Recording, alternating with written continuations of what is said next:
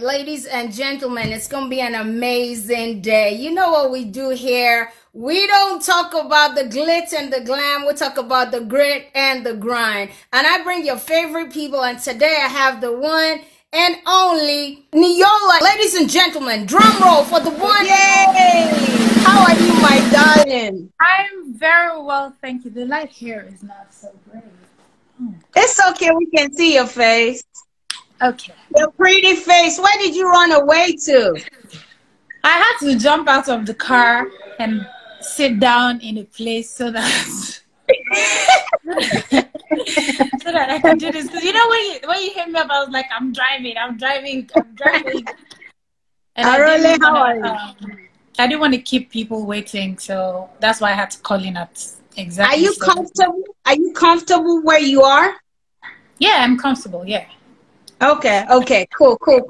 So welcome to Bouqui'S place. It's such an honor to have you here. I've watched your journey since you are I know. I remember the first time I met. You know, I actually first saw Bouqui on stage performing. She was in a group then, and I was like, look at women. I'm like, look at women. Oh wow, like the proper artist. And it was such a big deal to me at the time. So yeah. Where was that? I can't remember. I think it was Girls Night Out. Yes, I remember you won something. You were on stage. Oh my gosh. What did you win? What did you win? So I think it was Stella Damaso that dragged me out to sing that day, and I was just so shy. I was so young. I think I was 14 or something. Oh my gosh, I remember as you're saying it, I just remembered. I remember. Oh my God. I can never forget. Don't say delete. Let me do that Men in Black. Delete your memory. Let me delete your memory like Men in Black. So I've been known to have an elephant's memory. Wow. I've been known to have the memory of an elephant. Wow. I look back at your journey and I am so impressed how you stood. And so you're going to be giving us, you know, what we can do to stand in time of trouble, because what we do at Bouqui'S place is we talk about the things that really matter. We equip people with what they need for their journey, so that I don't just come and say 5 ways to succeed, 7 principles of. I want you to tell me how you dealt with it. That's a farce. And you look so gorgeous, by the way. I'm just staring at your face like you don't age. Like people be telling me I don't age. Have they seen you? This is how your face has always looked. It's the light. Yeah. I have this special light. When it shines on my face, it just makes it look nice. I'm serious. Please share the secrets. Hi everyone. You know, Bouqui'S place is about ordinary people in their ordinary lives doing extraordinary things. All right, so we're going to start with your journey, how you got into music, and then we'll talk about everything. Just, you know, let's go. Welcome to Bouqui'S place. I'm all set. Thank you. I mean, you start from the beginning. Tell us your journey, where you were born, and then we just flow. We'll flow with your time, where you were born and how you. Don't worry, condense it. Okay, I will. I'll try to condense it. I was born, obviously, here in Nigeria, in Lagos, Nigeria, and I grew up into a very large family, a large family of 10 siblings, and yeah, 10 siblings, you know, and my parents. So a large family of 12, and I always had like cousins and, you know, family friends live with us. So at every point in time, we had people in my house, and my parents were strong Christians. I was raised a Christian. My dad was a pretty artsy person. He played the accordion. He loved singing. And at some point, I think it was in some theater group when he was younger. He was a fantastic, phenomenal writer. And so, yeah, that's how I grew up. So I always had art around me. always had art. I always had music. My dad was actually the person who actually made me write. He would give me like a higher grade notebook and have me write morning devotions, write choruses for morning devotion. And the first time I saw a concert too was my dad. He took me to a Fumi Adams concert. Wow. And I saw kids singing Little David played on the harp, hallelujah. And I was like, oh my God, you know, these are kids, you know. And that was the first time I actually got the concept of a person having a career in music. He took me to the National Theater, myself and my sisters, just to watch, I guess, to spark up something. Or maybe he had noticed that I would always sing as I did my chores in the house, and so he wanted to see if it would, you know, stir up something within me. So yeah, I schooled everywhere. Well, maybe not really everywhere, but I schooled everywhere. I schooled in Lagos, and then I schooled in Ibadan.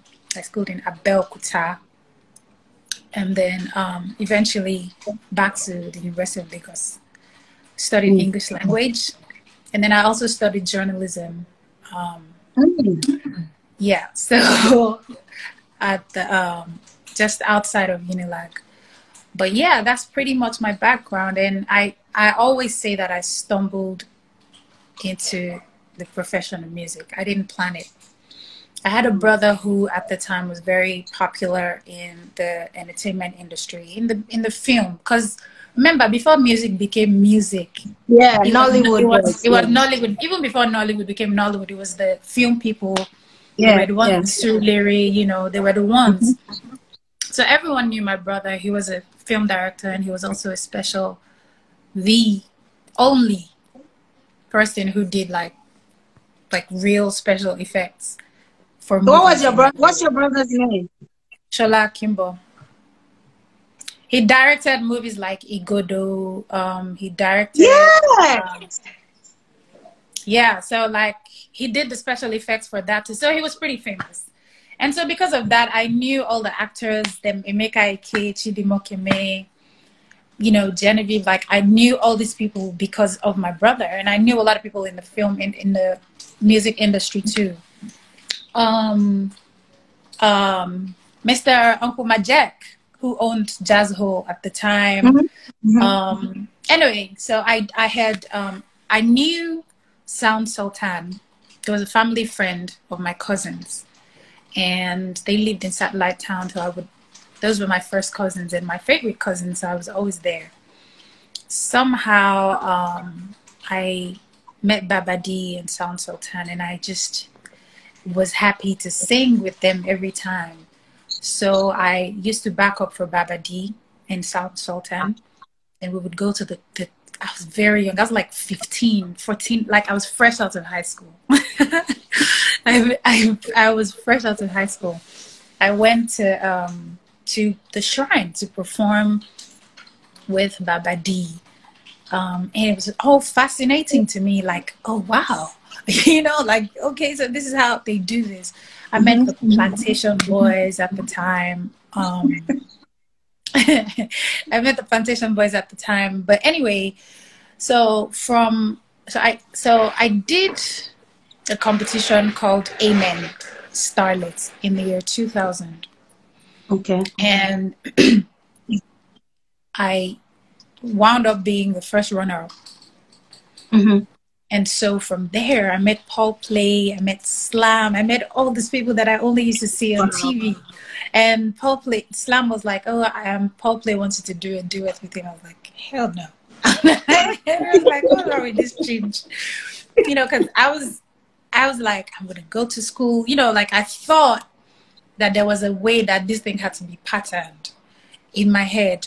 You know, I didn't plan, like, I knew I wanted to do music, but it wasn't like it wasn't like on my mind like that, oh, I want to do music, because I felt like this was how things were done. But I remember that I would listen to Mariah. I'd listen to a lot of Rachel Farrell. I'd listen to Michael Jackson. I'd listen to Whitney. I'd listen to Anita Baker. And it would make me feel things that I didn't even understand. Like, I'd listen to Celine Dion and I'd be feeling like, what's this feeling in my chest? I've been thinking about love that I didn't have an idea what it was, and I understood how powerful music was. I wasn't really the short to watch TV when everyone watched TV. I just wanted to have my Walkman in my ears, and I was ready to go.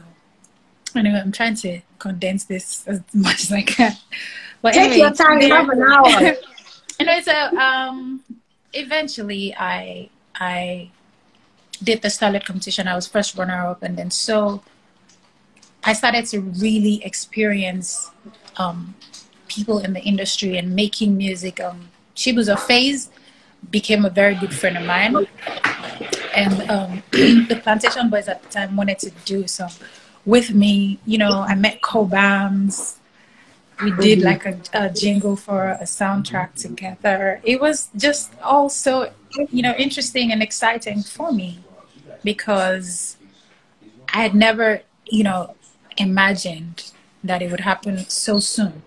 And I still wasn't thinking anything of it. So, fast forward. The Plantation Boys. At what point did you come to Girls' Night Out? So, Girls' Night Out was after the Starlet competition. It was after the Starlet competition, or during that period, because like we did different auditions, and then they made the three of us, the first, second, and third. It was me, Fireboy, and I think, what's his name again? What's his name? Oh, shoot. I remember now. He now eventually we know good.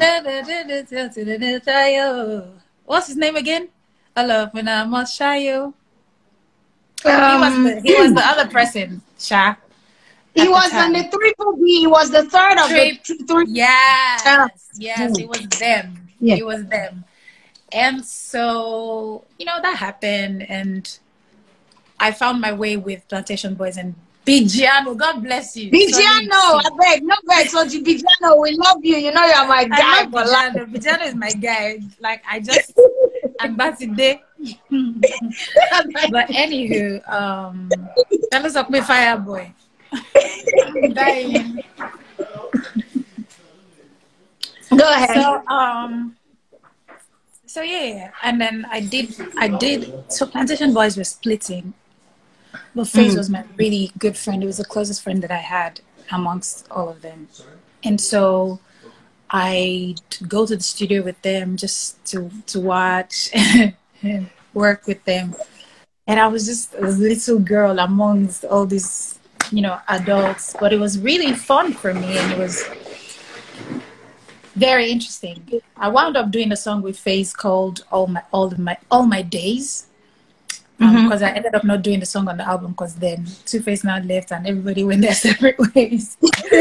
And then Sound Sultan introduced me to Two Shots. Two Shots at the time was with the Tribe. The Tribe, yeah. So I followed Two Shots from Sound Sultan's place, which is in Satellite, to Surulere. To the Tribe, to Oya video shoots. Move your butts. Yeah, I followed Two Shots to Oya video shoot, and then I met LD. No. I take that back. I went to LD's studio with Two Shots, and then I met LD, and LD was like, "Oh, you're fantastic. You're amazing. I want you to be the only singer," because it was full of rappers at the time. I was like, why would I want to be the only singer? And you're thinking, it was like, nah, like it'd be cool. You'd be the only one who sings. I said, okay, cool. So he said they were doing a video shoot that I should come. So I went for the video shoot, and that's where I met Freestyle. And then Freestyle was a producer as well as a rapper at the time. So I started working with Freestyle. He produced my first record, and it was Freestyle that actually convinced me that, why don't you do music for real? I was like, huh? Because at the time I was still in journalism school, because my dad wouldn't let me go to uni because I was young. I was very, very young. And he didn't tell me until later that he was just wasting my time. so that I would just mature before, you know, going straight to uni. Anywho, and I released that single called Me and You in the club. And it was crazy. I remember God rest Dan Foster's soul. It was Dan Foster, Dari, Artalade, Cool FM in Cool general. FM. Then the people at Rhythm, they played the hell out of those records, you know. It was crazy. Like the love was huge, and I was like, oh wow, this is really something. And that's how the journey started. And not long after that, I left Tribe Records because it wasn't working out. It wasn't working out, so I eventually got signed to Westside Music. I was on Westside Music for some time, and I worked with OJB on my first ever album. May God rest OJB's soul. And so it's been a crazy journey, you know. You know, when I think about it, that's where I actually first met Wizkid. You had the likes of Rugged Man, you had the likes of No More Loss. And then I did We've lost so many people. And I did that, you know, and that actually got played that first... record. How come I don't get any hype? I played that record on Echo FM. On Bouqui'S place on Echo FM. I played that record. On Echo FM, you did. And it was crazy. And the industry was such a different time, and things were really different at the time. People just did the music for the love and the passion. For the love. You know, and it's so great now that people get all the accolades and the, you know, the financial gain and everything. It's great that it's now come to that where we can actually say we're making money from music. But at that time, there were people who stuck their heads, their necks, and their everything out just so that, you know what I mean? Just so that there was a future for the entertainment industry. Fast forward, after I left Westside, I was like, yeah, I'm not going to do this music thing because... And that's because I was assaulted by my label owner. I've never really talked about this. I was assaulted by my label owner, and I was just done. And so I left the label. Hold up. Wait a minute. Backtrack a little bit. You don't have to say what label if you don't want to. Oh, no. But what kind of... Westside. What happened? What happened? So, I mean, obviously everybody knew who I was dating at the time, and, you know, and he'd be like, why? Like, what do you see in this guy? Like, let me take care of you. I'm laughing about it now. It's not funny. You're like, let me take care of you, you know. When I had a video to do, he'd be like, he would just unnecessarily hold me up, you know. And this Gracie P person, he harassed me. And then one day I walked into the office and he was like, oh wow, you look so nice. That time I was not as slim as this or whatever, you know. And I remember that I had classes and we were supposed to have a meeting. So I left school, Unilag, and went to his office. And he also had like a record store where they used to rent original CDs. So I went there. I wanted to go and collect horror movie as usual, as I always did. So I walked into his office and was like, Niyola, come here, come and give me a hug. And I was like, I hugged you when I came. Like, hello, sir. I was like, come and give me a hug. And I said, no. And he got up from his desk, came over where I was, and literally came and tried to squeeze my tiny little body. And even in the process, like, my bag broke. And I left the bag there and I walked away. I remember at the time, Ife was managing me. Ife Morugbe managed me at the time. And I didn't even tell my boyfriend at the time. I told Ife Morugbe, and it was crazy. Ife Ife took it upon himself to be with the guy, and yeah, that's how that went. So I left that label, and I was like, yeah, this music thing, I don't Are know. you saying? Are you saying? It was Solomon Araya. He owned Westside Music at the time. No, so now that, because right now, I'm sorry to put a pin here, a lot of all this craziness is going on about rape and all this, Me Too in Hollywood, you live in California, you know what's going on with all these young talents that want to do stuff, and desperation will push them into the arms of all these record label owners. How did you deal with that mentally? I guess I just always have been a person who understood that nothing is do or die. You know what I mean? There's something with me. There's something about working for stuff that just gets me going.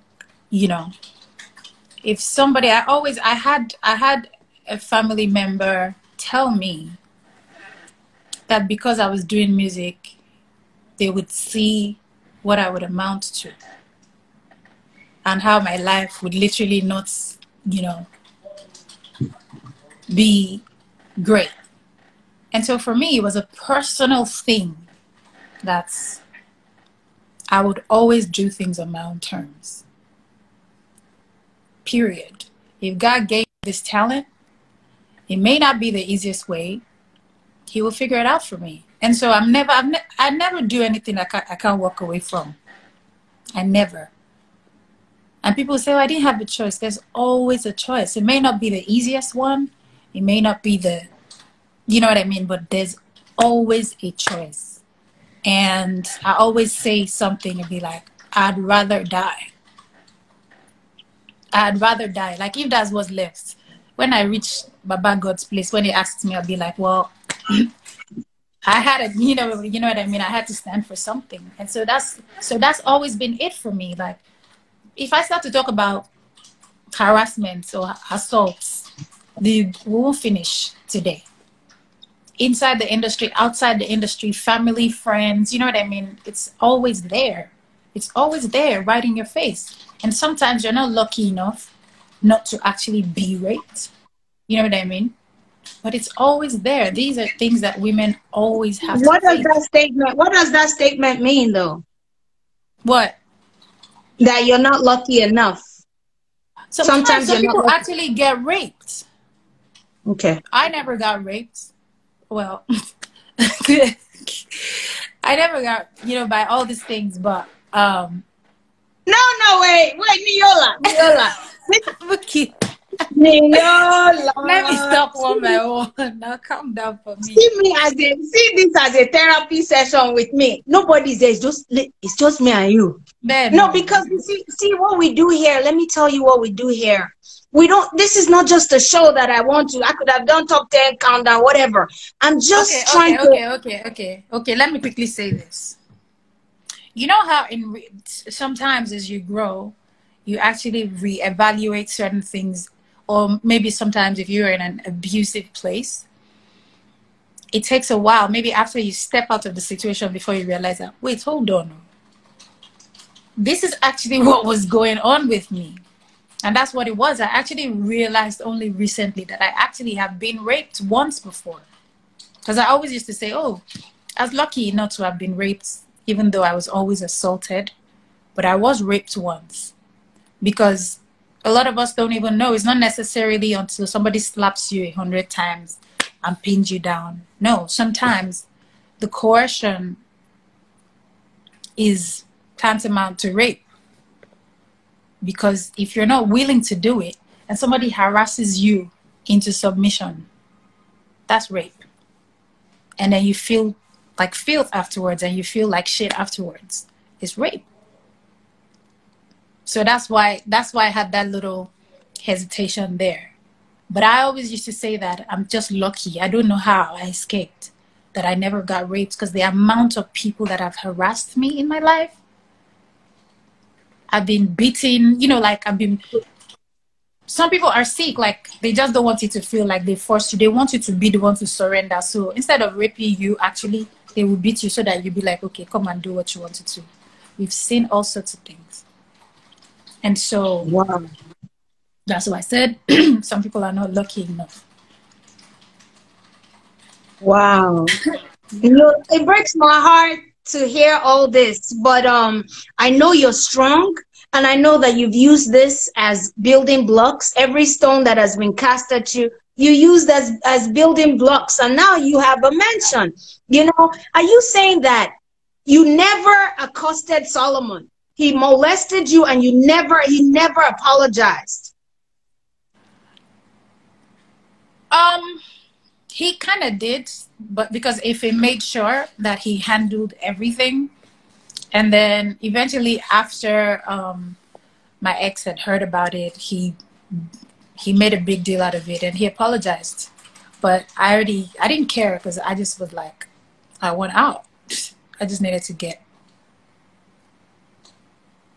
Wow. So do you think this is a practice that's continuing? Does that need to be a probe? Because so you know what they say about somebody who does it once is gonna do it twice and again.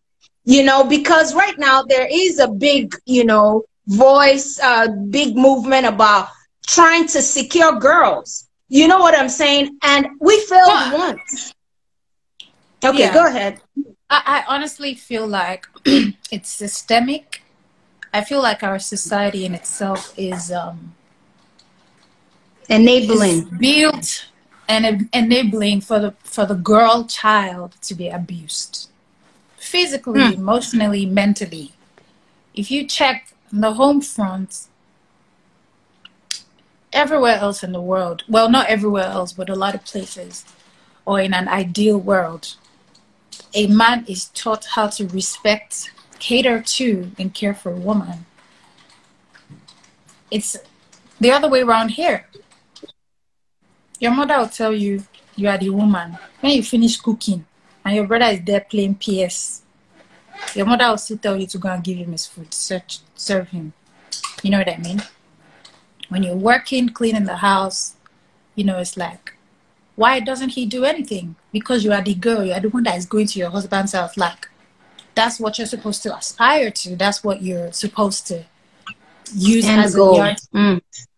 And that's why a lot of women shortchange themselves. A lot of women don't realize who they are, because I think it comes down to knowing who you are. If you know who you are, there are a lot of things that you would realize here early enough, and you will not accept it to the point where you're in a marriage or relationship where you're being abused and you cannot pack your load and leave, because your family would say, you know, you're the woman. And so it's systemic. You're in a car, you're in a taxi, and somebody's driving crazy behind you. He drives past you, and the first thing he says is, Ashewo, just because you're female. You know, or you're in an Uber, and the Uber guy is driving stupid, and you tell him to chill, and he says, I have your type at home. What does that mean? So it's a cultural thing where, as an older person, as a younger person, it's considered rude in most cultures for you to have an opinion or correct an elderly person, or it is almost an aberration for an older person to apologize to a younger person. You know, and we see these things every day. So how are you going to tell a society like that that it's not right for you to abuse a girl child? Whether it's from how you speak to her, or the things you fill her head with, or one uncle is talking to your child and telling your child to come and sit on my lap. No. It's Mr. Neighbor. It's not Uncle Neighbor. He's not your uncle.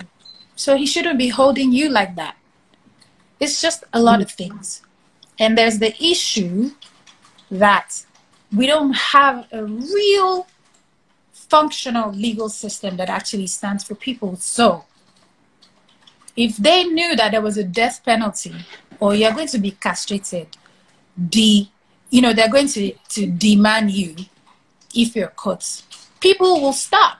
Because it's not like America or the UK or all these people who don't engage in these things. They do. It's just that they know that there are consequences for your actions, because everybody's mad. At the end of the day, we're all human beings and everybody wants to misbehave. But that's why there are laws, and that's why there are rules, and that's why there's governance. If we know that there's laws that are enforced in this country, people will act right. And it comes down to the education that is being given. And a friend of mine was saying the other day to me that if we keep waiting for the government to do these things, we're never going to get shit done. So what we have to do is, as individuals, as NGOs, create ways for people to understand, to be educated, but the men, the women, let the girl know that this is not right, so that when she sees the signs, she can run, or she can alert someone. I had a friend personally when I was younger whose father raped her continuously and consistently. She told her mother beat the shit out of her. And she went outside and got pregnant. I think she was 16 at the time. And when they asked her, who impregnated you? She said it was her father. Obviously, it wasn't him. But she just wanted to kick some dust, because why are you not listening to me? And that's why her mother started crying, saying that she was a witch, she wanted to destroy her marriage, this and that. Reality. Yeah. Wow, because I know we want to talk about your career. We will talk about your career, but this is something that's really dear to a lot of people's hearts. You are bold enough to say this. Listen, man, can I get like many Niyola, we love you, because listen, what you do is when you share your story, you open the prison door. Yeah. For someone that's been trapped. Because now it's a stigma, it's a this. But you also said something. You said it's in hindsight. You know, it makes more sense in hindsight, right? You said that when you look back at some certain scenarios, you realize that this was emotional rape. This was abusive. Yeah. You understand what I'm saying? They will beat you into subjection. Can you shed more light on that? So you paint us a scenario so we know someone might be there like. So I had a family friend a friend of mine who we were really close. Like, we grew up together. We were practically like twins. And I would go to her house, and she'd come to my house every other day. Every other day. We would go to, you know, like we used to have lesson before you got into uni then. We'd go to lesson together, and every morning I would go to hers and we would leave for lesson together. So this morning I got to her house and she wasn't home. Rewind just a little bit. She had a brother who had been trying to talk to me. I think I was I was like 15 or 16. He was trying to talk to me, and I was like, nah, not interested, you know. And so I think he had gotten rusticated from whatever uni he was at the time. So for some reason, he was always home. So that day, I got to the house and my friend wasn't there. And he didn't tell me. He said she was inside. So I went inside. And I went inside. As I went inside, he locked the door. And when I tell you that this tortured me from like 11 a.m. till about 4 p.m. when he probably clocked that Momsi will soon be back, or somebody will soon be back home.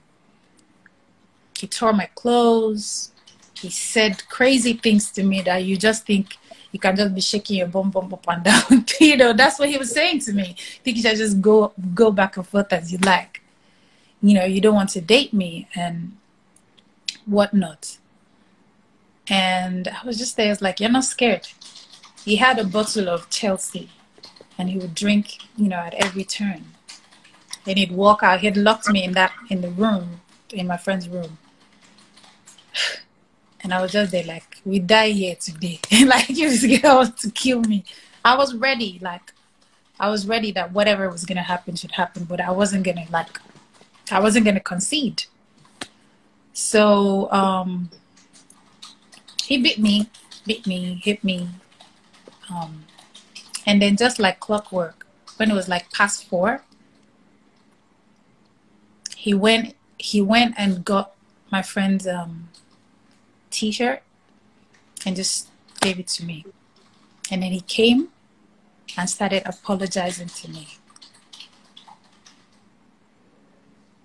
You know, the amount of dementia, like you have to be demented. Said, oh, you know, I'd been drinking, you know, I really like you. And he apologized to me. And I was just there like, okay. And then he let me go. And I went away. I went home. I couldn't even tell my friend at the time because I didn't want it to affect our relationship. Her mom was like my mom. Like, we were practically like siblings, you know? And I just, I think it just ruined, you know, our friendship. And eventually I told another friend of mine who eventually told my friend, and then their mom heard. She went crazy.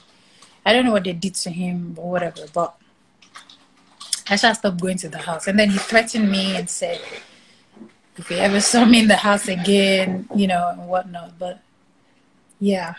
So I say this to say that that's how that story went. That's a picture that I painted. And there's been different scenarios. There's a friend of mine I went to see as well, who I went to her house and her cousin was there at her house. It was just both of them at home. And she was like, oh, let me go get you a drink. You know, like, let me go get you a soft drink. And then she went out. And before my friend came back, this guy had harangued all the things you could think of. And it was just by God's grace that she came back on time, you know. So it's crazy. And the thing is, you couldn't even tell, like, you couldn't tell from just looking at the person that the person is just sick or that sick. And like I always say, it's nothing to do with, it's nothing to do with sex. It's just a sense of entitlement. You go to the market and the men are pulling you and saying, auntie, fine girl, my color, come now. You don't understand that it's uncomfortable. Think about it, how many people could actually, in Nigeria, Lagos, Nigeria, you're walking on a street and you're about to walk past 3 boys that are just sitting down. Will you or will you not be afraid? Wow. You'll be afraid. You will be afraid. And we act like these things aren't there, but they are there. They are there. Like, the average girl is afraid of men. And that's the truth. And sometimes you grow past it. You grow, you know, over it. You find a way to deal with it. But most times it morphs into something else. And then they now say women are crazy. We don't even have counselors. We don't have shrinks. You don't really have no one to talk to out here. Hell, you can't even talk to your own parents most times because they don't get it. Because they were raised different. They don't understand. They don't. And social media doesn't help. It feeds you a lot of nonsense and puts you in a bubble not to realize what the reality of the world is. And so people just grow up being confused. And then you expect that because, oh, this person is in their 30s or 20s, late 20s, they should know better. How? What did they fill up? What they fill up themselves with? What did they eat that they will regurgitate? Yeah. Wow, man, listen, we are so proud of you. Thank you for sharing. Thank you so much. Now let's go into your music. Okay. Let's go into your transition into EME. How did that happen? Yeah.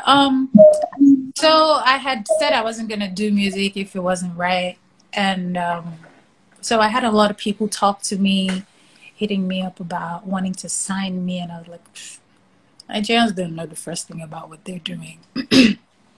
And Banky was my friend at the time, was my really close friend. and he had just gotten back from the States. But I remember, you know, okay, so I hadn't seen him for a while, for a long time. And so I remember that Osage was my friend, and I wanted to go see Osage because she was managing Skills at the time. And there's something that I had done that I really, really loved. Skills was a dope rapper, and I was like, he's the only person that can rap on this thing. Obviously, I was still doing music. I can never stop doing music. I would always still record, but for myself. So I got to the house, the EME mansion at the time. Yeah. I put a pin on that. I'll come back to it. Go ahead. I got to the EME mansion at the time, and I saw Banky, and it's like, where have you been? What happened? And I was like, yeah, you annoyed me. We didn't talk for a while. And so he was like, what's going on? And it was this same rape issue. We were talking about the Delsu incidents where people were raped. You remember? Yeah. And it was like, my problem, because he was asking me, why did you stop doing music? I said, because I'm tired of singing about things that don't make sense, or people wanting me to sing about things that don't make sense, and I don't know how to do it. And he was like, yeah, like, people should actually speak about this thing, like this rape situation, that why hasn't any female done anything about it? I'm like, I don't know. He was like, yeah, we should do something. And he had a studio in the house. And I was like, okay, cool. I'll do something about it. So we started working. The first song that I did at Banky's studio was a song called I Believe in Me. It was amazing. It's gonna be part of the things that I remade it, and it's gonna be part of the things that I'm dropping very soon. Okay. Because it's funny how it's still so relevant in these times. So I did that song.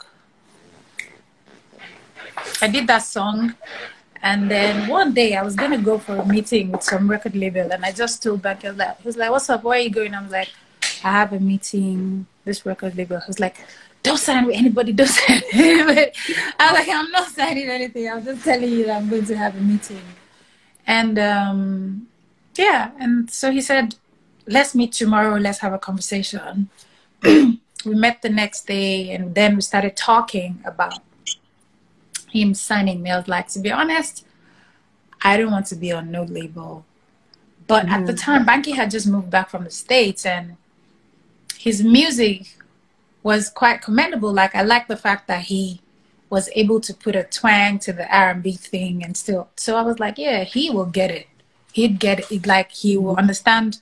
He'd understand how to create what I wanted. Matter of fact, when I first signed to EME, I told them I couldn't write. That I wasn't a writer. So it was because I just shut off everything. Like, I wasn't interested. So anyway, that's why weren't you interested? Why did you shut up? Obviously, I had just left West Side.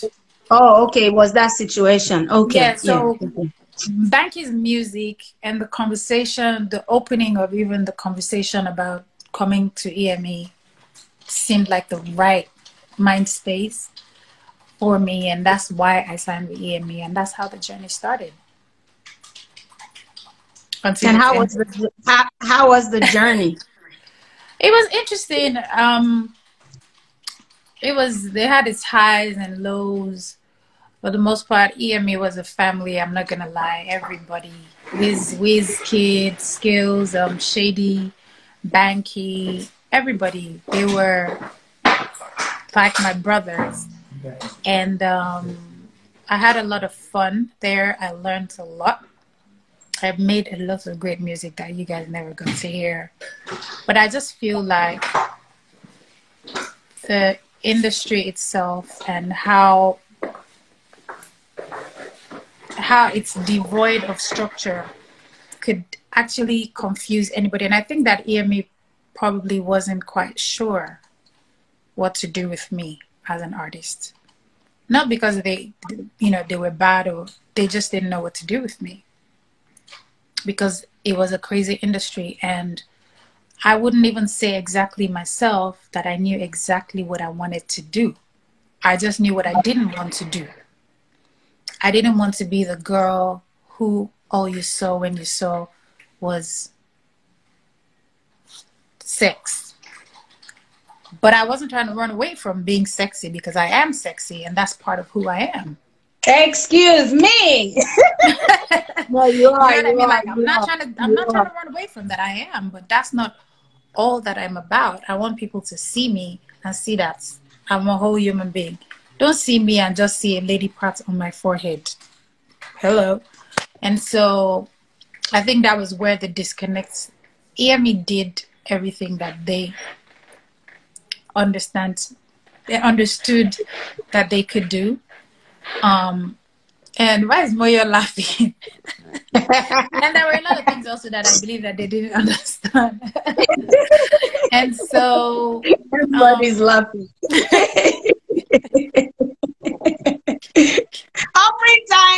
Free time, take the offering from the back.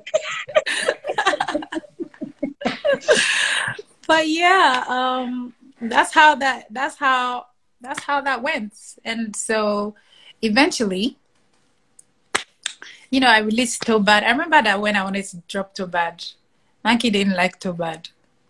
Panky wanted me to be EME girl, hot, sexy, EME first lady. And there's nothing wrong with that, but that's not my personality. Like I said, I know I'm hot. Like, MI broke it down to me one time, and MI said that, you know, the problem is that when people see you, because of how you look, people expect that this is what you should be. And then they can't see past it. They can't get past it. So you can't really blame them. And that was the problem that I had. So it got to a stage where we were like, why is this girl not doing what we want her to do? Panky didn't like Tobad. It took over 6 months for him to approve it.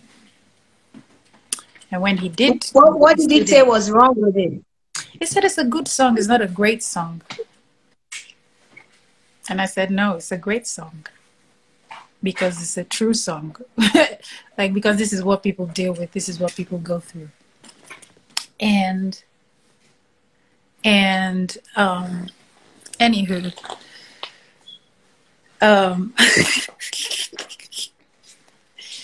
but anyway, Risha did the song and we released it and did the video, and it was a hit. And the journey kept going until my contract had expired at the time, and so I had to leave. So that's how that went. Banky and I are still cool. Everybody on EME, we're still cool. We're all friends, but yeah. But the reason why I left music again for all the time was because I lost both my parents. You lost both of your parents? I did. In the space of 2 years. Okay, so what happened was, at first, a friend of mine, a very close friend of mine, this was all over the internet at the time. She was dating this guy who was abusive towards her. And he eventually killed her, chopped her into pieces. And she's South African. Her name is Karabo. There was a whole protest and everything going on for her. Karabo was my baby, like. But anyway, so when Karabo passed, I felt so guilty because I was like, I felt like I couldn't protect her, because I also told her so many times to leave the guy, you know, and she was actually supposed to move to Nigeria. I already got her a job. She was supposed to move to Nigeria, and I told her, wait, when I get back from New York, we would, you know, we'll figure it out. Only for me to get a message from her friend that she was missing. And we were searching for her. And this guy, her boyfriend, was searching for her with us. Only for us to find out that he killed her. And he killed her in the most gruesome way possible. Chopped her body into pieces and set it ablaze. And it was only the CCTV at his apartment that gave him away. I'm not driving, no, excuse me.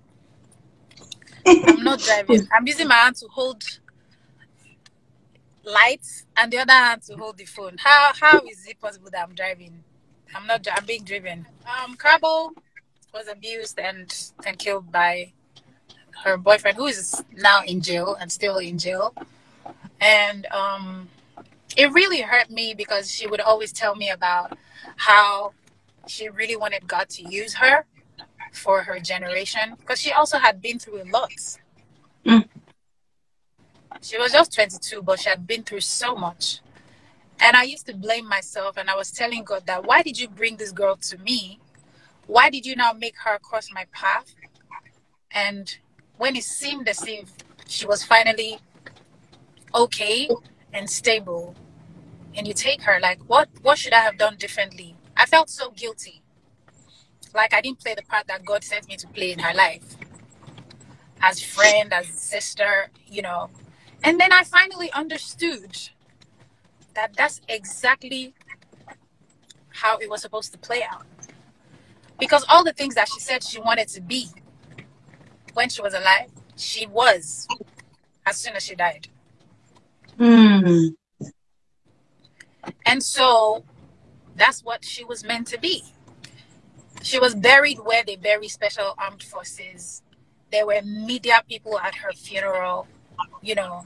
And I'm not saying this to say that it was a good thing, but sometimes, and I because I'm a Christian and I like to always see things from, you know, from the perspective that we didn't come here of our own volition, like we didn't come here by ourselves. So you don't know what you were sent here to do. So you may have been sent here 30 years ahead so that you could do something for somebody that was just born today. Just like the guy that Jesus healed at the beautiful gate. He was way older than Jesus and he had to be born blind only so Jesus could heal him. But somebody else would have been like, why was he blind? That's wicked. So sometimes when people be like, if there's really a God, why are all these things happening? He is God, period. You don't know. And he sent you here for a reason. And everything, every little thing like this has the effects that it has on every other thing. And so I say this to say that when my mom passed, I had the most amazing clarity. And I was like, wow, like this music thing, really, I'm supposed to use it to say how I'm feeling. So that when I say how I'm feeling, I don't know how I'm using it to heal somebody, help somebody, teach somebody. So my life really and my talents is really not my own. Because also my mom was somebody that, like if there were, and I know everybody would say that about their parents, but literally my mom was, if there's such a thing as an angel on earth, that's what that woman was. And I never one time saw my mom angry. I never ever saw that woman angry. Much less, you know, write anybody off. Never. If you even said somebody was ugly in front of my mother, she will have a problem with you. Wow. And all of a sudden, it was as if my eyes, like something fell off my eyes, and I could clearly see, almost like her spirit. It was like her spirit entered me. I don't know. And I was in so much pain, but I was at peace. And so at that moment, music wasn't to me, let me drop music. It now became to me as a duty. It made me understand why. And there's a backstory to it, because before that time, I've been feeling this nudge in my heart, in my spirit for about 2 years, that I had to do something for women. Because as great and as phenomenal a man as my father was, you know, he was also somewhat emotionally abusive to my mom without realizing it. Because as we all know, their generation, they were raised different and they understand things differently. And so until my mom died, I didn't realize that I was actually living inside. I was actually a victim. I didn't know.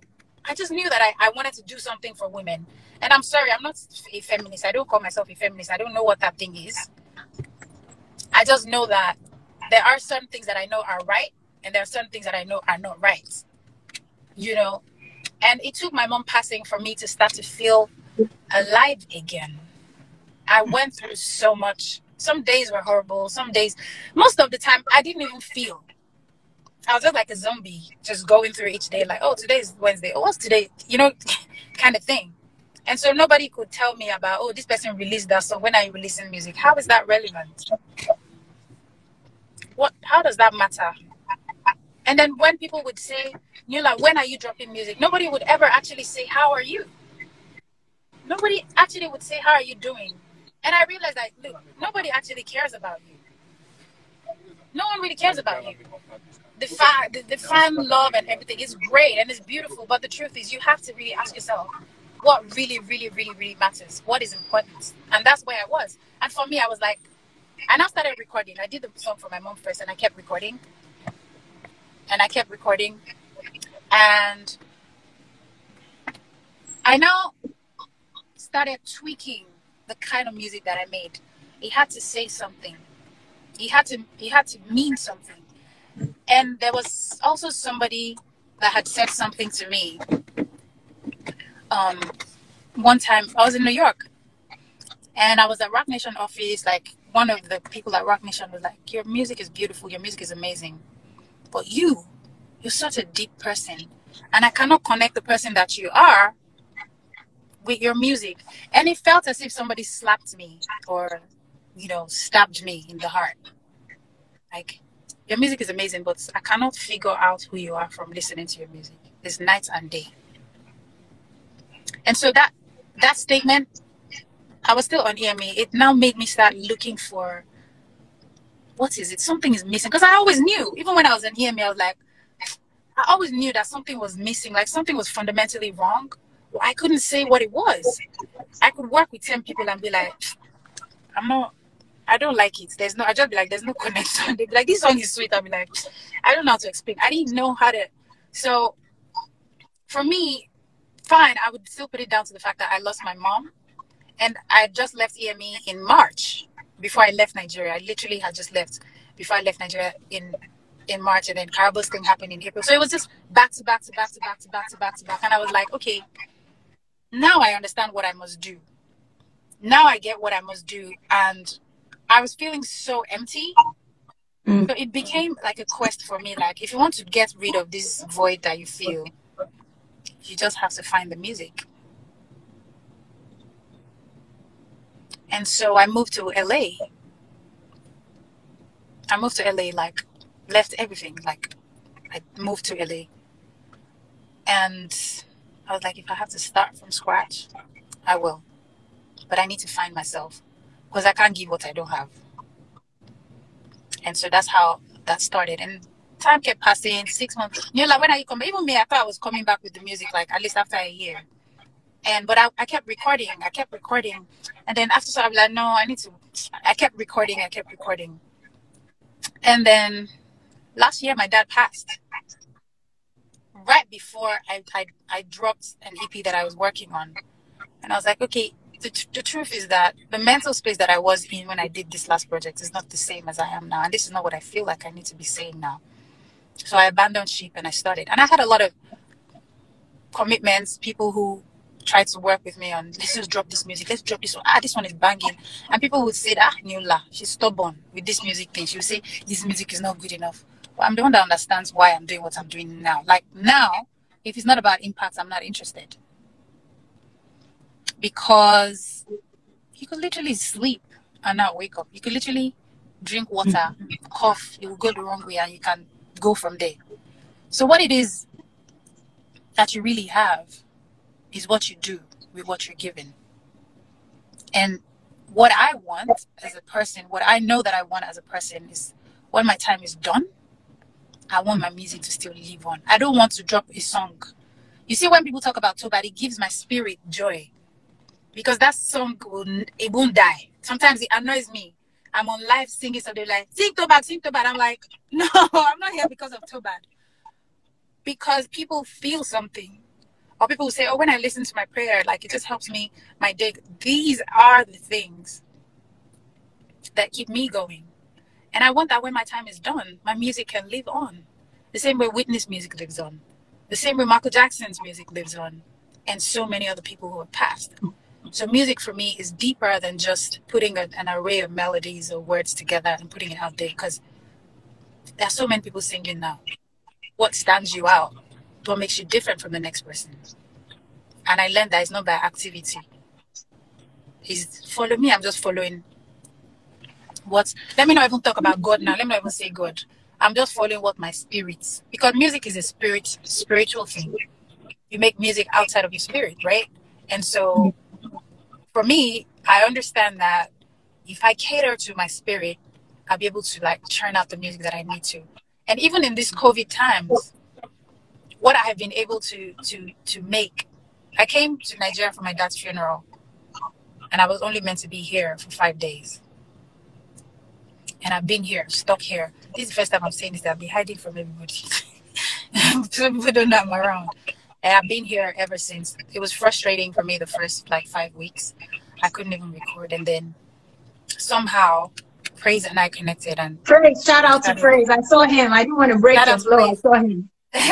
Somehow we connected and we started working. It's not like we've made so many songs, but like the few that we've done is like, I knew.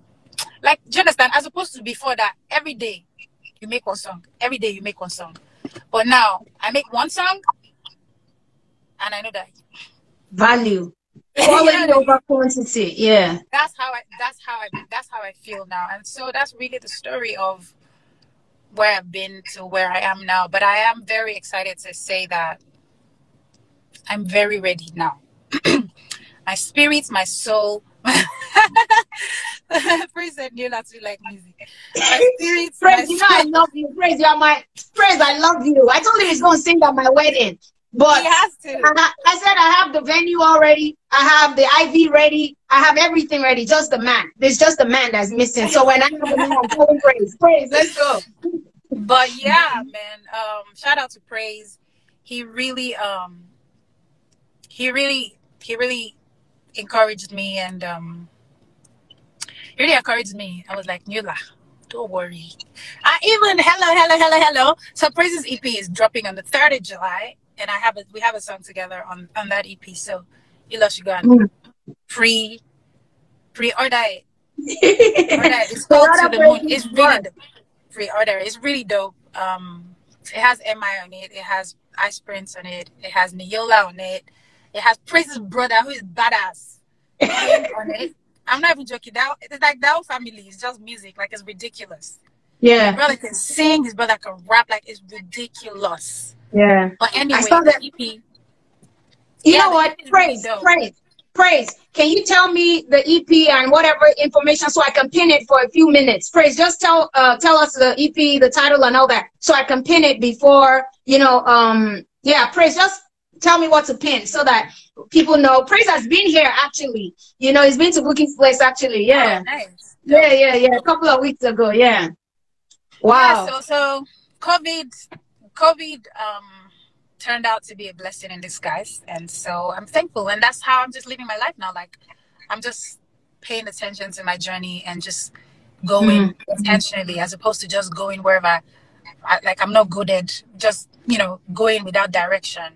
And so that's where I am now. So in a couple weeks I will have new music for you guys. And I know I've been saying that, and I always say that, but like in a couple of weeks, I can't tell you when. I can't say whether it's 2 weeks or 8 weeks or 12 weeks or 24 weeks. Take your time, I'm not joking. Don't bite me, please. Niyola, I'm listening to you, and I'm hearing an evolved soul. You're not just talking. You know how somebody has gone to like a therapy session, so much that they know exactly what to say. In America, you know them very well. In America, when you see them, they're just talking because they fed them that at the therapy session. But you're talking like a soul that has, you are a soul that has evolved. And you know what? Until you reach that level, you haven't started living. A lot of people have a gift. They don't know what to do with that gift. And they just know that they have that gift. But God will never give you a gift just to give you. And then you're like, yeah, I'm just going with the tide. It's so that you can stop long enough and look at your life and look at stuff. And the cool thing about God is, well, not cool, but He will take everything that needs to be taken away so that that gift and that purpose will Yes. manifest. I said that before. This was 2 years ago at my friend's house. I could never forget, in London. And he used to have this fellowship where we would just convene and just talk about God, because we were tired of church and the way they were making church like. Tell me about it. We were just tired, but we love God. Like, and we're like, listen, we're young, we want to party, we want to do all these things, but we still love God, and we just needed to find a way to just communicate with each other and teach each other. And so it was in his apartment, and I remember saying that. I can't remember what somebody said that triggered that. And then I said, God will literally strip you of everything that needs to be stripped. When I say he stripped me bare. And you might be the one looking at this like, why is he wicked? Why does he have to be wicked?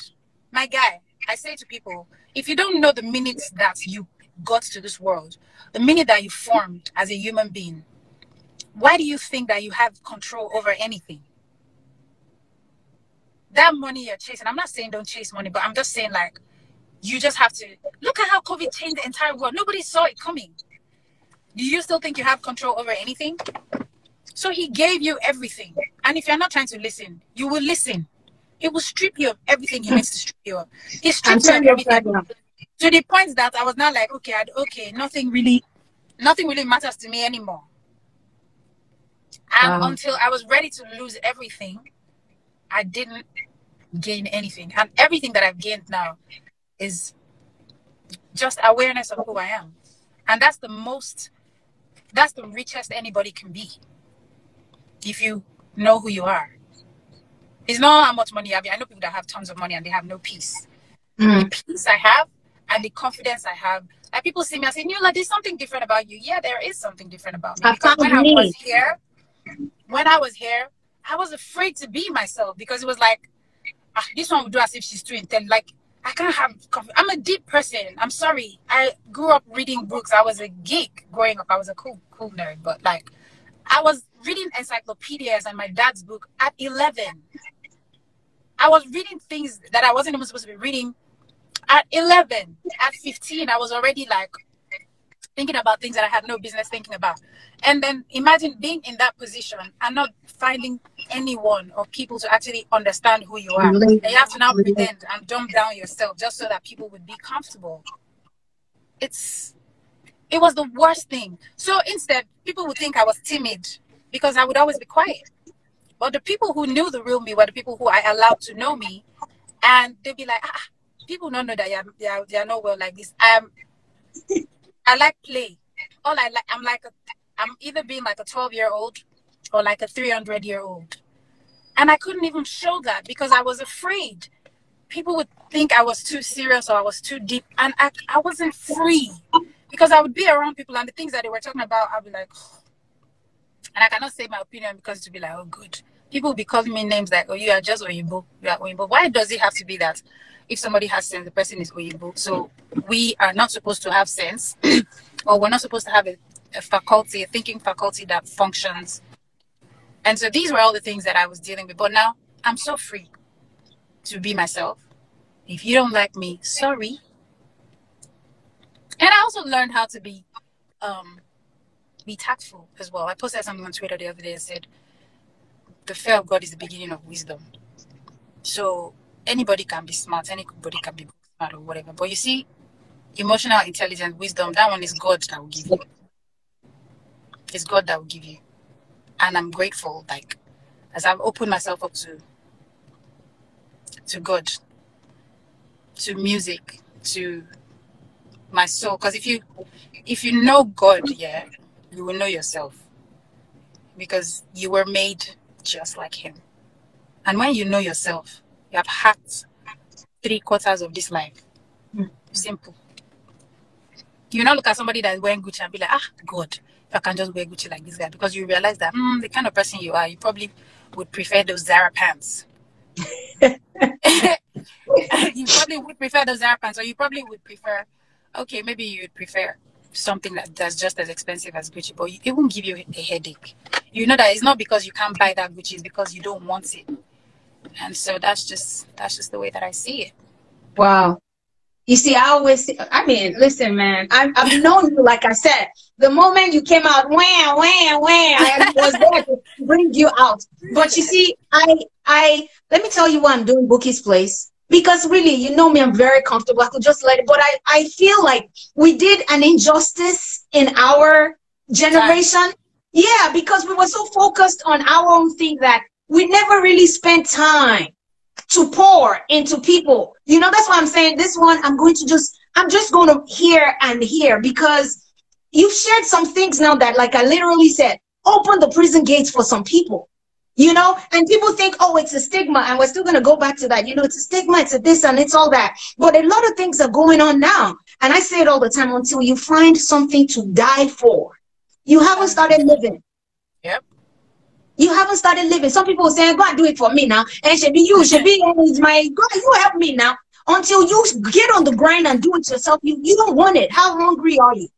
And you know, you said something I wanted you to talk about. You know, you talked about you're very smart, you're intelligent, you have a lot to offer, but when people look at you, all they see is sex. Yeah. I want you to talk to maybe a daughter. You just had a daughter. Now when you're in, just imagine you're in your dressing room with your daughter that is equally as pretty or even prettier, you know, and she, you know what I'm saying? And she better be prettier than me, because you know, you just say exactly what you would tell her without anybody. Now she's saying, Mom, because she's gonna be in Yankee now with a Yankee accent. She's gonna be like, Mother, everybody think she's gonna say, Mom, you know, all the boys want to get with me. Da, da, da, da, da.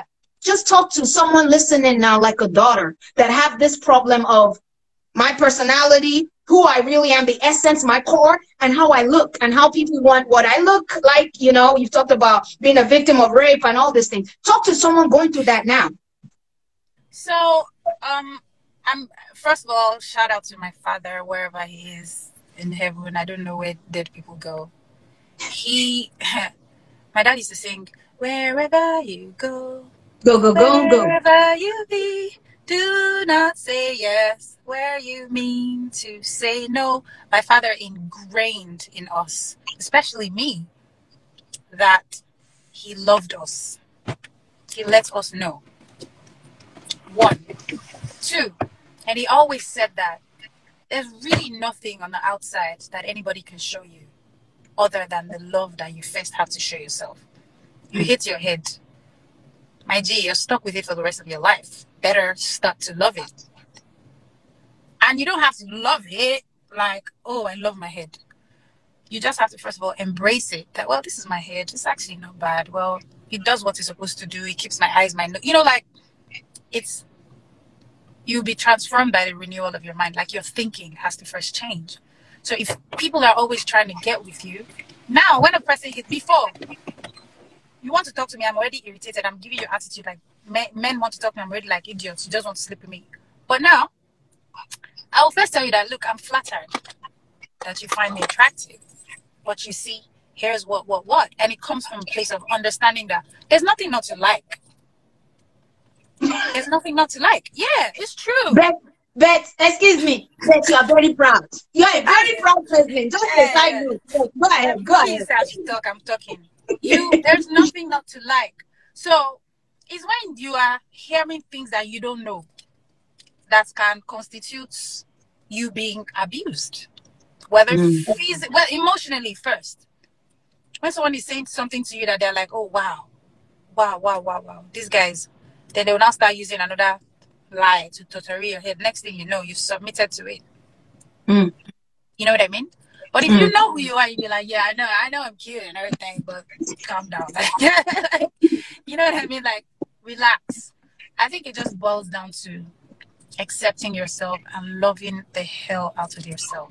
And like I said, I don't really think you can love yourself truly without loving God. God first. The more you love God, the more you love yourself. Because you understand that, this guy made me perfect. Okay, my friend, she has a nicer body than me, but me, the brain in my head. You understand? You will understand that the reason he made you the way he made you was deliberate. It was not appreciate. Yeah, it was not like you were dealt the shorter end of the stick. It was deliberate. He made you for you. I was watching something on Ellen's page yesterday about this guy who used to play football. And I think he had an accident. It was a star, like it was a child star. And then I think he broke his spine or whatever. The guy's crippled. You guys should watch on Ellen. But this guy said that he thought his life was over. But that his dad was the one he said what changed his life was working with kids. He was like, these children they don't know anything about anything. They're just happy. They just want sweets. They want to eat what's in front of them right now. They don't think about tomorrow unless there's an event, birthday party. And it changed his life.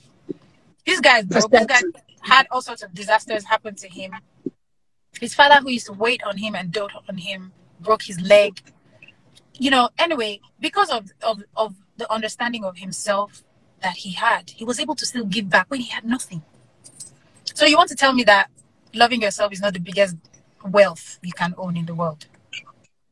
And now he got on Ellen off of recommendations of people. Ellen gave him $100,000. Chai. And he was crying.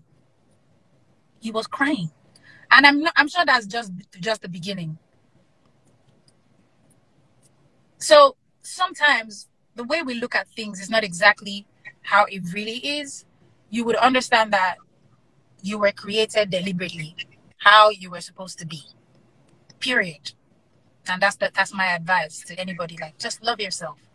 And I say this because this is how I know. If you know, I know that's my own way to deal with things. The more I love God, the more I love myself. The more I know God, the more I know myself. When the Tower of Babel was being built, God said, change their languages, because if they agree, there's nothing they cannot do because they were made like me. That shit is so deep. It's cool how you can say the scriptures and shit in the same sentence. I know. I realize that. Listen, it's what it is, man. But go ahead. I already said it, but Moshe Kamilara, and it was, it's really deep for me. And so I tell myself that it's intentional. The way you look, all these people, the same way, my dad used to say something when I was younger, how this person would say, oh, let Eniola come and spend the weekend with us. Let her come spend this weekend with us. Let her do this. And my dad would say, look, this girl, he told me later when I was older, I said, I knew that as much as you were attracted to good, you could be attracted to bad like that. And you were young. And I just wanted to make sure that you were grounded. Protect. And, and that I protected you. And he did that for me. Not everybody has someone to do that for them. But if you're grown up and you're going through these things, if you know that a man is lying to you that he loves you and because of that wants to be touching your body, if you know that something that my father says to me like 15 times a day, like he wouldn't make you feel like this is something out of the ordinary. And so it boils down to love. Wow. Self-love. I often say this, we're always God aware. Every human being, especially Nigerians. Let God not be angry. We're so God aware. No, for real. We are so God aware that we're not self-aware. And this is it. The Bible, sorry, we're going Bible now. The Bible says that what is the biggest commandment? Love God, love your neighbor as yourself. And a lot of people preach that. You have to love your neighbor, Let me tell you the revelation I got from that. Love God. If he says love your neighbor as yourself, which means I have to first love myself before I can love my neighbor. I can love my neighbor because it's the same yardstick. So I have to love me. I have to affirm myself. I have to validate myself. I have to see these things right because you love God, love yourself as it relates. Do you understand what I'm saying? Yeah, it's not independent of loving, it is loving God, loving yourself as it relates to God. Exactly what you said now, seeing yourself as he sees you, and then you can show that to somebody else. Wow. That's really it. Yeah. That's everything you've been saying.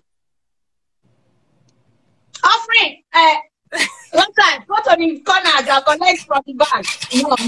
Offering time. Man, you have shared your heart today. And I know that you live in Cali and there's this Me Too movement and all this craziness going on. What do you think should be done to anybody? Because I want you to think about when it happened to you.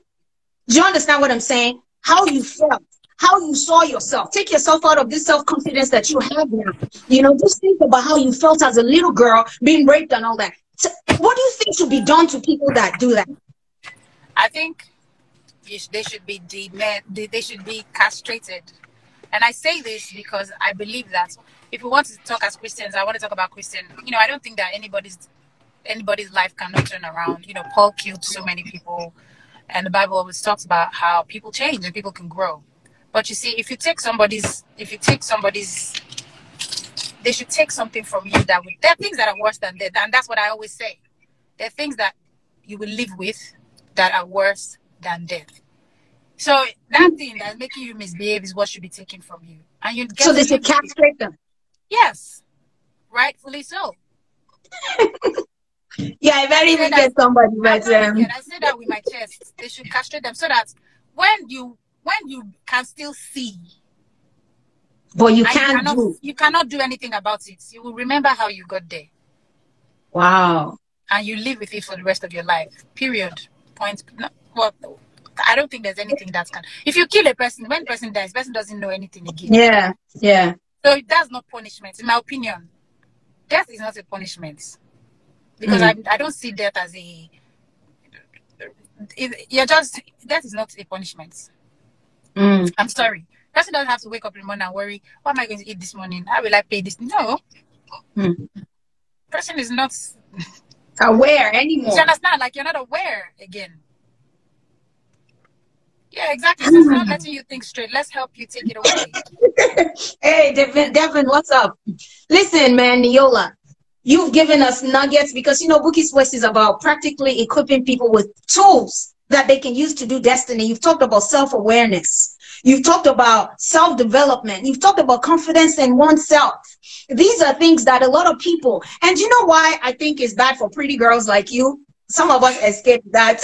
Some of us escaped slightly, you know, but we're just all right, which is thank God to God, you know. But wait, Niyola, I think because the package is so good, pretty girls or boys, they never really let me not make an absolute statement, but a lot of pretty people, they never take time to build that core. So they thrive on all the, I see like a 5-year-old girl that's already doing like this. Do you understand? Because that's because someone said she's pretty and the parents say it or whatever. And now she's already feeling like the container is everything. So they never really take time to build that, you know? So, I don't know what else to say. You blow my mind. I really think that, like you said, the onus is on this generation. That fellowship thing, that's what I'll call it. I said I used to do in London with my friends. We're like, it's our responsibility, because it's like, whether we like it or not, the older generation, they failed us. They failed us, and we have to do better. We have to do better. We have to teach our sons to be better, to be kings. It's not everybody shouting queen, queen. That's shit. Sorry, pardon my French, but it is very irritating to me when it is by one picture or something that people are saying, queen, queen.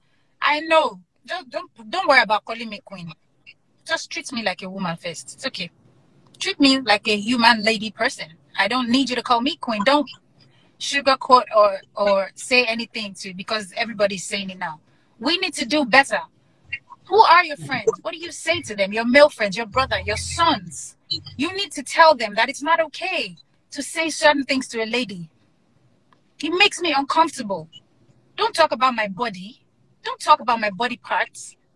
It doesn't make me feel good. It doesn't. And that's why there's so much insecurity now. If somebody's not buying a body part or the other, they don't feel whole. And I'm not saying there's anything wrong with it. It's just the reason that you're doing it that is my problem. And you see, no matter how much you want to fill up that emptiness, you will still not feel whole.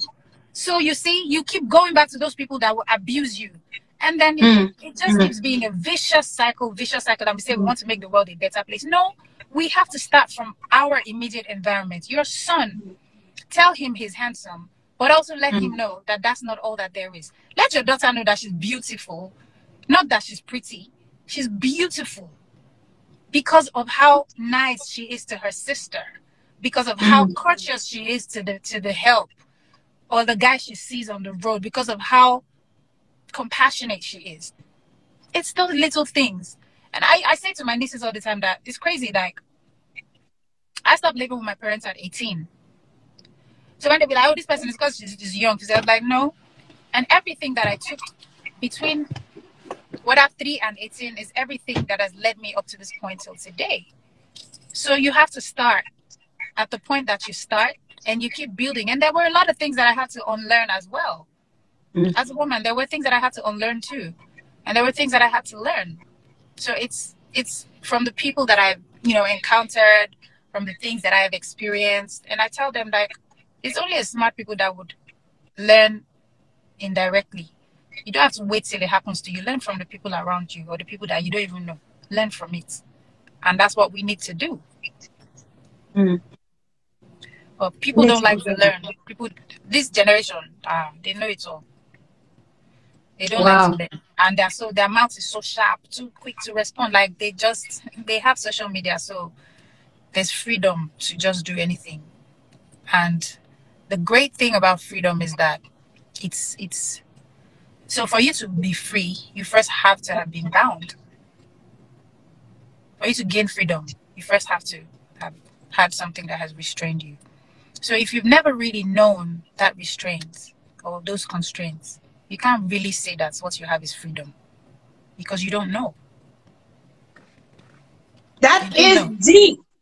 And that is deep. That's what I think the problem is with this generation, our generation, or the generation Z, because I don't want to sound old now.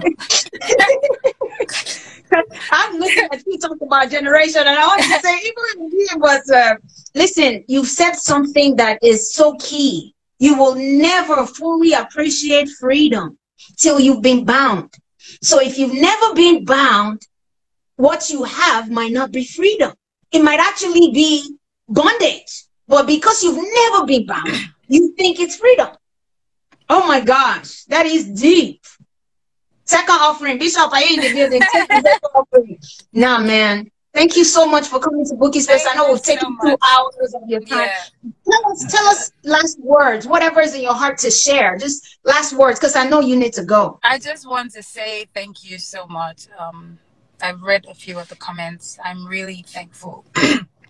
We're in such a pivotal moment in these times where we shouldn't just be living, going through life every day. Like, please, let us just find our soul's work and our soul's purpose.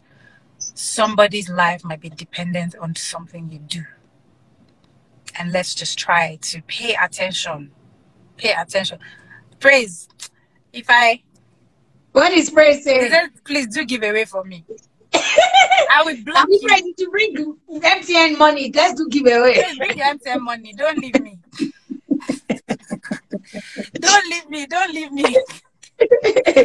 Anywho, yeah, that's just what I think. That please, let's just be intentional, and please let us just love in the true sense of the word. Like, it's so easy to hate. Let us just be intentional to love. Like, you have to make a choice and a decision. Like, I choose to love you in spite of you. I don't know you, but I love you. And because if you love me, you not lie against me. You not, do something that could possibly hurt me. And that's just what it is. Lobato, thank you guys so much for holding out for me and for always being there. Thank you, Bouqui, for inviting me here. I've been as blessed as you have been. I love you so much. Thank you. I love you so much. You know that, man. Holla at me, man. When you come back to Yankee, let's hook up. Just holla at me. Yeah. Listen, when is the song? When is the new song coming out? You said 4, 5, 7, 28. But soon, by God's grace, soon. I'm working on it. Thank you. Thank you guys so much. You've been so amazing. Thank you. Thank you so